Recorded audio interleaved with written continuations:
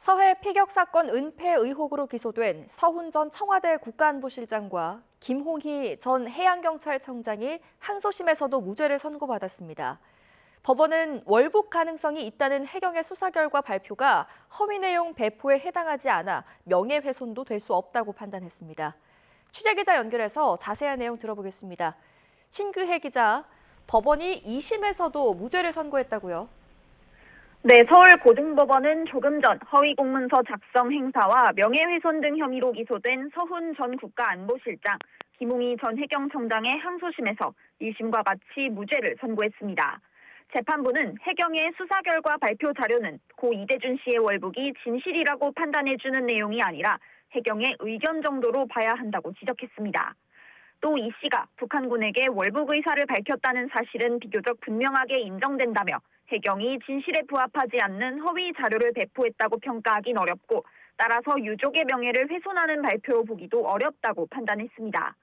서 전 실장은 선고 직후 이 씨 유족에게 위로를 전한다면서도 이번 판결을 계기로 국가 권력을 정치적으로 이용하는 일이 다시는 일어나지 않아야 한다고 강조했습니다. 반면 유족은 사법부가 누구를 위해 존재 안 하며 어느 날 갑자기 북한에서 죽은 이 씨를 국가가 월북자로 둔갑시킨 거라고 반발했습니다.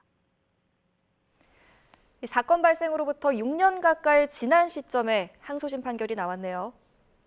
네, 발단은 지난 2020년 9월 해양수산부 공무원이었던 고 이대준 씨가 북한 해역에서 숨졌을 당시로 거슬러 올라갑니다. 당시 해경은 언론 브리핑에서 이 씨의 자진 월북 가능성을 언급했는데요. 윤석열 정권에서 대대적인 수사가 시작됐고 그 결과 사건 은폐와 월북 조작 등 혐의로 문재인 정권 안보 책임자 5명이 기소됐습니다. 하지만 지난해 12월 1심은 월북몰이가 합리적 의심 없이 증명됐다고 보기 어렵다며 5명 모두에게 무죄를 선고했습니다. 결론을 정해놓고 수사를 진행한 정황을 찾을 수 없고 또 당시로서는 이 씨가 월북을 시도했을 가능성이 있었다고 보는 게 일반적인 판단이라는 취지입니다. 유족은 무죄에 반발하며 항소를 주장했지만 검찰은 서욱 전 국방부 장관, 박지원 전 국정원장, 노은채 전 국정원 비서실장에 대해서는 항소를 포기했습니다. 이에 따라 항소심 재판은 월북 관련 수사 결과 발표 부분에 대해서만 진행돼 왔습니다. 지금까지 서울고등법원에서 YTN 신계입니다.